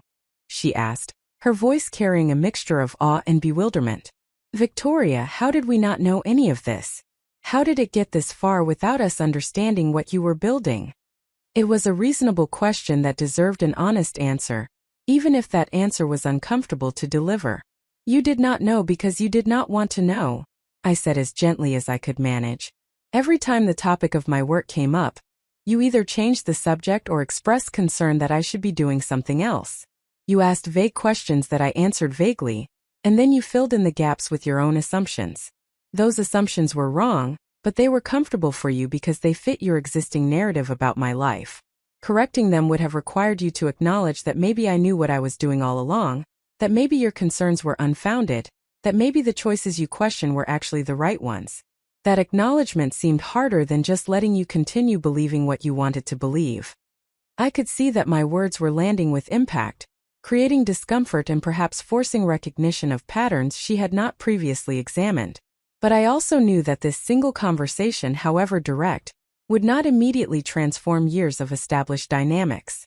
Understanding would take time, as would any genuine shift in how she perceived me and my capabilities. I kissed her cheek and said goodbye, extracting myself from the conversation before it could spiral into the kind of extended processing that neither of us seemed equipped to handle in that moment.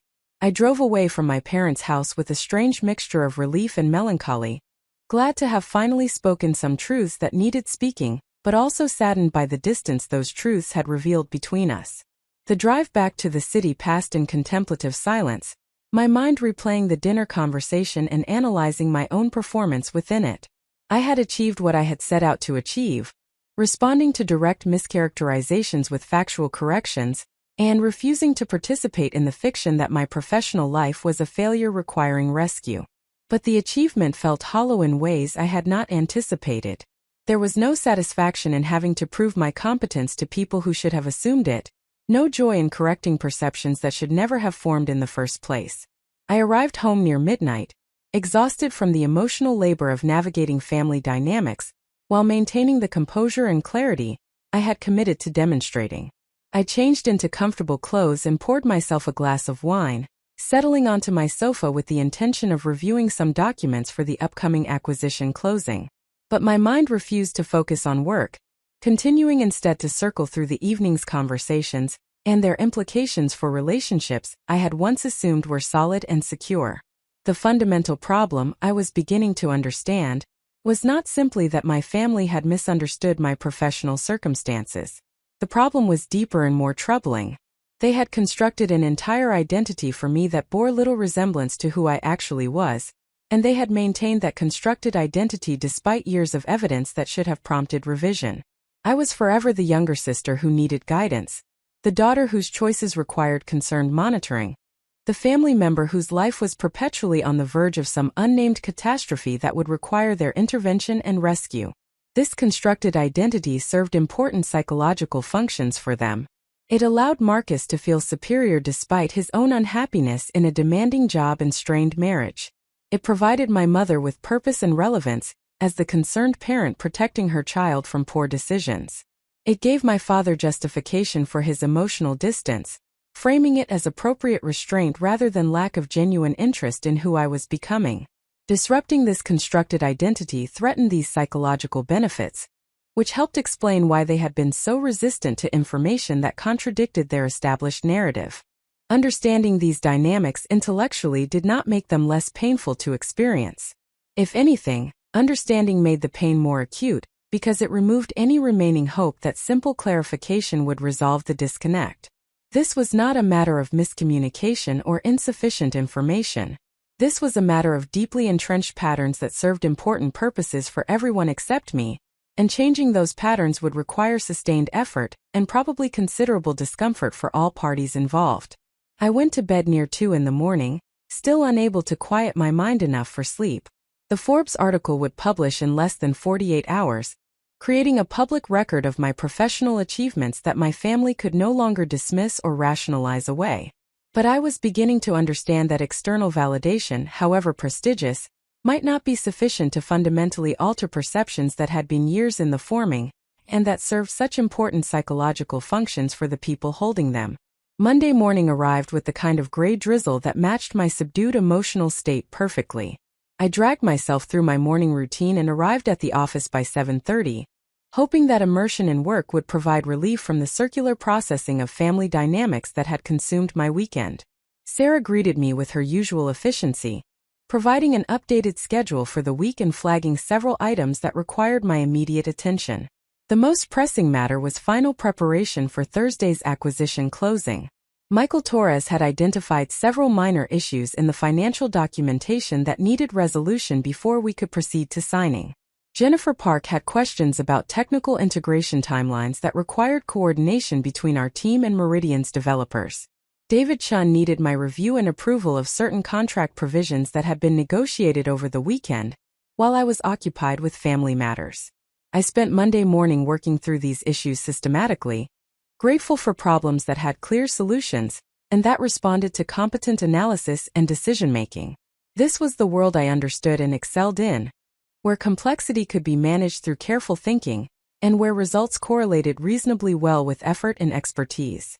The contrast with family relationships, where effort and expertise seemed largely irrelevant to outcomes, was stark and somewhat depressing. At 11 o'clock, I had a scheduled video conference with Jennifer Wu from Apex Growth Partners to finalize several remaining details of the acquisition structure. We spent 90 minutes working through technical provisions regarding indemnification caps, escrow arrangements, and post-closing adjustment mechanisms. Jennifer was as sharp and prepared as she had been in our previous interactions, raising thoughtful questions and pushing back on provisions that disadvantaged her fund, while remaining professional and constructive throughout. Near the end of our call, after we had resolved the substantive business issues, Jennifer made a comment that caught me slightly off guard. "I have to say, Victoria, I am really impressed by how you have built this company. Scaling to your size without venture capital is genuinely difficult, and it says something about your operational discipline and strategic clarity. A lot of founders could not have pulled that off." The compliment was unexpected and felt disproportionately meaningful given the weekend I had just experienced. "Thank you," I said, probably with more emotion than was professionally appropriate. "That means a great deal coming from someone with your experience." Jennifer smiled, seemingly recognizing that her comment had landed with particular impact. "I saw the advance copy of your Forbes profile that they sent over for factual verification regarding the acquisition," she continued. "It is a really strong piece. Catherine Rodriguez did excellent work capturing what makes your story distinctive. I think it is going to generate significant interest when it publishes tomorrow." The mention of the Forbes article reminded me that within hours, my professional reality would become public in ways I could not control or contain. Anyone who knew my name could search for the article and learn details about my company, my revenue, my approach to business, and my strategic vision, including my family, who would finally have access to objective third-party validation of everything I had told them at dinner Sunday evening. I spent Monday afternoon in back-to-back meetings that left little time for contemplation or anxiety about the impending publication. We had a quarterly business review with our leadership team, examining performance metrics across all departments and identifying areas requiring strategic attention. We conducted final interviews for a senior sales position we had been trying to fill for 3 months. We reviewed marketing plans for the product launches scheduled for the coming quarter. By the time I left the office near 8 o'clock, I was exhausted in a way that was entirely different from the emotional exhaustion of the previous evening but equally draining. I stopped at a nearby restaurant for takeout, too tired to cook but also too restless to simply go home and try to relax. While waiting for my order, I checked my phone and found several missed calls from my mother along with 2 text messages asking me to call her when I had a chance. The messages were characteristically vague about the reason for her urgency, providing no context that would help me assess whether this was genuinely important or simply her desire to continue the conversation we had started at my father's birthday dinner. I called her back while walking to my car, balancing my phone against my shoulder while managing the bag of takeout food. She answered on the first ring, her voice carrying a note of relief that suggested she had been genuinely worried about my failure to respond more quickly. "Victoria, thank goodness you called back," she said, launching immediately into whatever was concerning her. "I have been thinking about our conversation last night, and I need to understand something. When you said you own a company, what exactly does that mean? Do you have partners? Investors? How does it actually work?" The questions revealed the depth of her incomprehension about basic business structures and entrepreneurship in general. She genuinely did not understand what company ownership entailed, or how someone could build a substantial business without the kind of corporate employment she was familiar with through my father's career and Marcus's current position. I spent 20 minutes providing a basic explanation of entrepreneurship, equity ownership, and business operations while sitting in my car in the restaurant parking lot with my dinner growing cold beside me.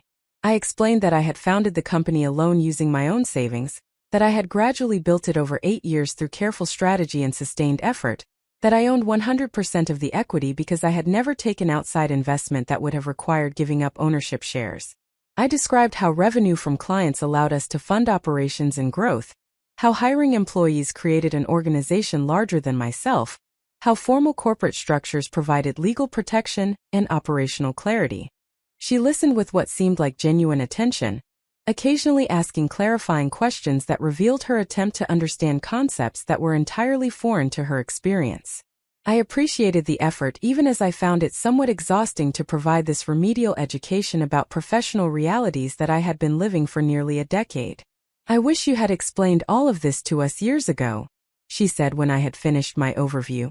"If we had understood what you were building, we could have been supportive instead of worried. We could have celebrated with you instead of constantly expressing concern about your choices." The statement revealed both progress and limitation. She could now imagine being supportive if she had possessed different information, but she apparently could not recognize that her skepticism and dismissiveness had been precisely what prevented me from sharing that information. The causality ran in the opposite direction from what she was suggesting. It was not that lack of information had caused inappropriate responses. It was that inappropriate responses had caused information withholding.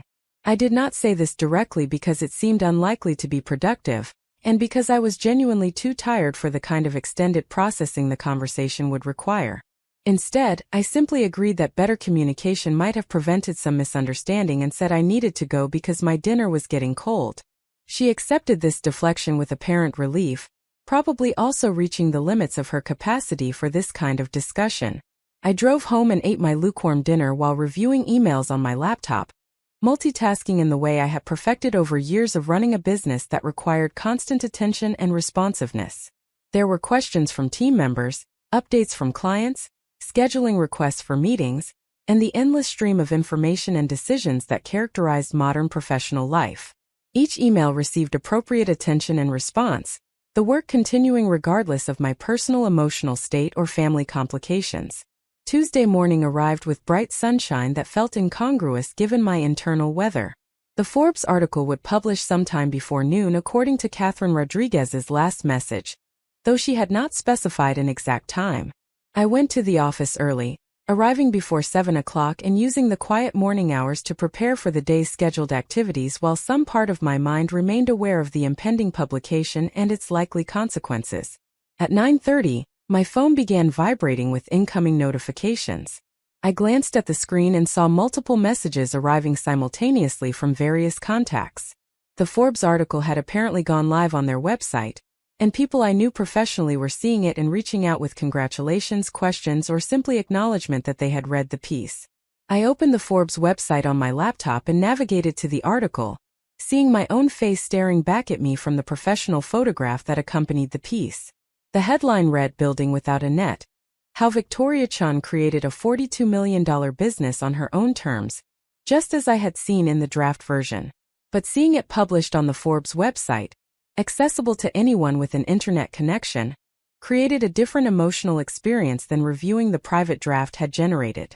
The article was everything Catherine Rodriguez had promised: comprehensive, insightful, and flattering in ways that were supported by factual evidence, rather than mere opinion.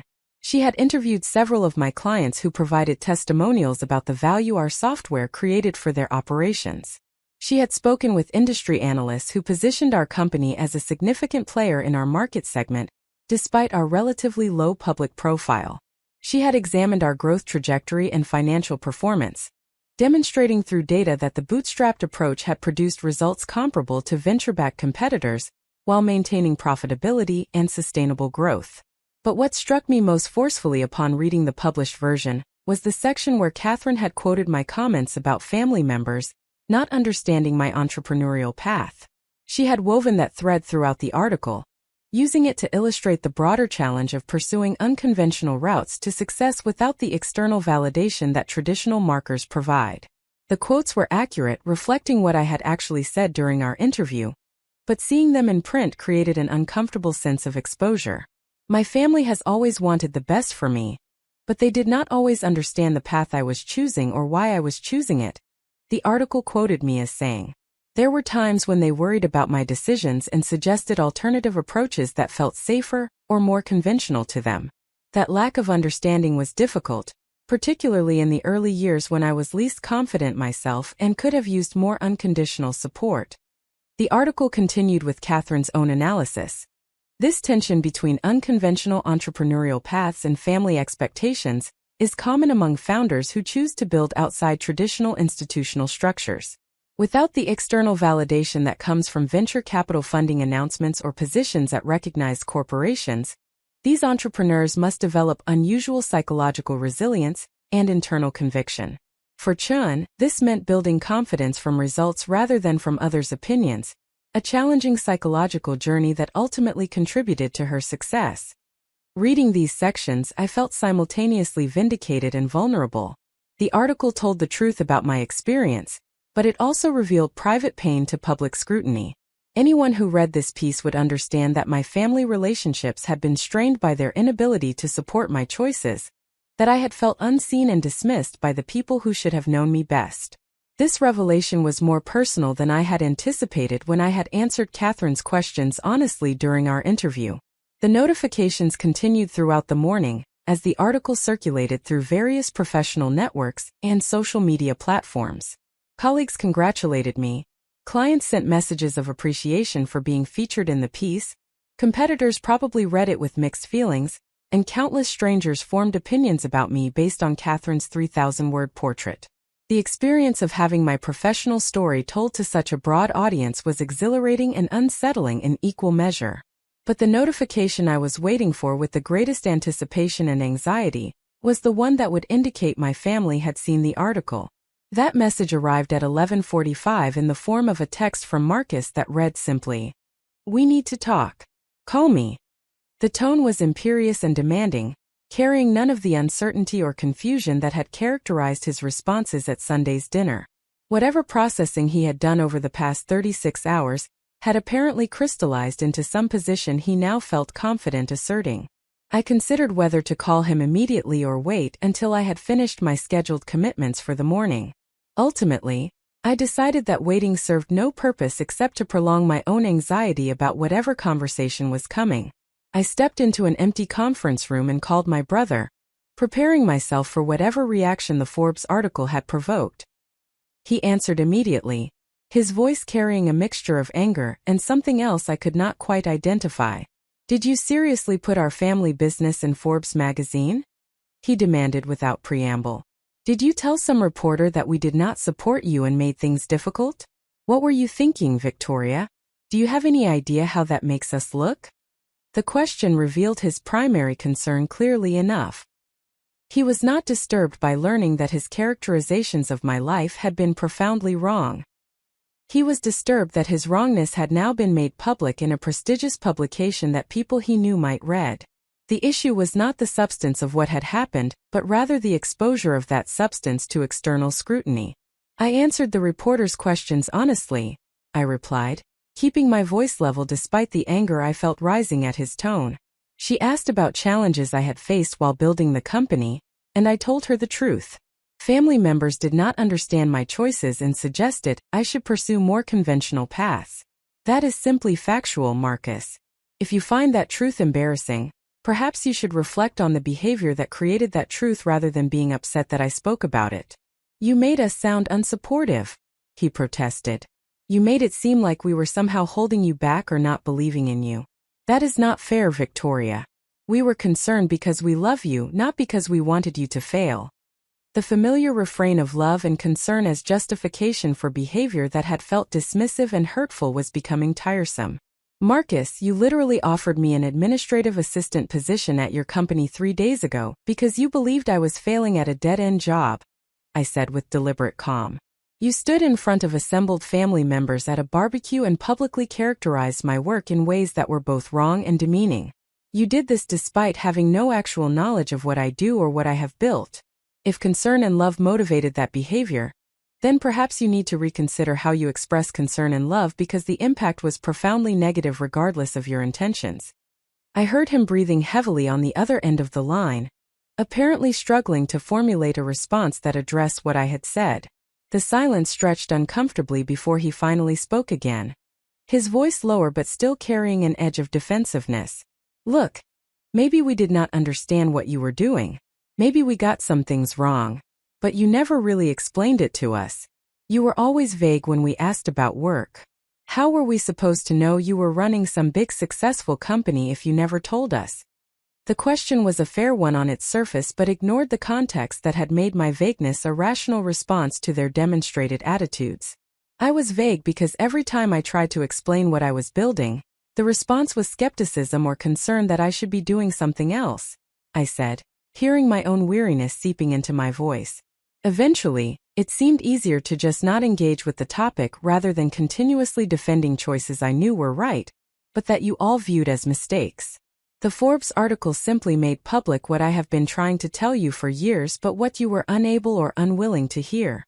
Another silence followed, this one feeling different from the previous pause. When Marcus spoke again, some of the anger had drained from his voice, replaced by something that sounded almost like bewilderment. Victoria, I honestly did not know. I thought you were struggling. I thought you needed help. The job offer was genuine. I was not trying to insult you. I was trying to help what I thought was a bad situation.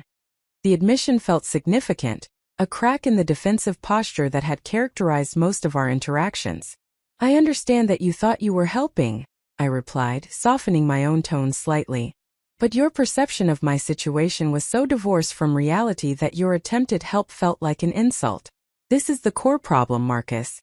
You formed opinions about my life based on incomplete information and assumptions, and then you acted on those opinions without ever checking whether they were accurate. The Forbes article has now forced you to confront the fact that your opinions were wrong, and that confrontation is uncomfortable. But that discomfort is yours to process. It is not my responsibility to manage or minimize. The conversation continued for another 10 minutes, circling through similar territory without reaching any clear resolution. Marcus oscillated between defensiveness about his past behavior and awkward attempts at congratulations for achievements he was still processing. I remained consistent in my position. I would not apologize for speaking truthfully about my experience, and I would not minimize the impact their dismissiveness had on me simply to make them more comfortable. We ended the call with mutual agreement that we probably needed more time to process everything before attempting deeper conversation. The remainder of Tuesday passed in a blur of activity as the Forbes article continued to circulate and generate responses. Several potential clients reached out expressing interest in our services after reading about our approach and capabilities. 2 industry podcasts requested interviews. A venture capital firm that had previously been unaware of our existence sent an exploratory message about whether we might be interested in discussing growth capital, despite our historical bootstrapped approach. The visibility was creating opportunities that would have taken months or years to generate through normal business development channels. But alongside these professional opportunities came the inevitable family reckoning. My mother called 3 times throughout the afternoon, finally reaching me near 6 o'clock as I was preparing to leave the office. Her voice carried a complex mixture of pride, hurt, and confusion that I was coming to recognize as her characteristic response to information that disrupted her established understanding of reality. Victoria, I have been reading this Forbes article, and I just do not understand why you never told us any of this. She began, her voice trembling slightly with emotion. You have built something so impressive, something we should be celebrating together. But instead I am learning about it from a magazine article that also tells me you felt unsupported by your family. Do you have any idea how that feels? How hurtful it is to discover that my daughter has been successful for years, but did not want to share that success with me. The pain in her voice was genuine, and I felt the familiar pull of wanting to comfort her and minimize my own experience to reduce her distress. But I resisted that pull, recognizing that this pattern of prioritizing her emotional comfort over my own truth was precisely what had created the situation we now found ourselves navigating. Mom, I did not actively hide my success from you, I said carefully. I simply stopped trying to explain what I was building after years of responses that communicated you did not understand and did not approve. Every conversation about my work became an opportunity for you to express concern that I should be doing something more conventional. Eventually, remaining vague seemed like the path of least resistance. If that choice hurt you, I am sorry. But I need you to understand that it came from my own hurt at feeling perpetually unseen and dismissed by the people who should have known me best. She was quiet for a long moment before responding. I never meant to make you feel dismissed, she said finally, her voice small and uncertain in a way I rarely heard from her. I was genuinely worried about you. I wanted to make sure you were going to be okay financially and professionally. How was I supposed to know that my concern was being received as dismissal? It was a fair question that pointed toward a fundamental communication failure on both sides.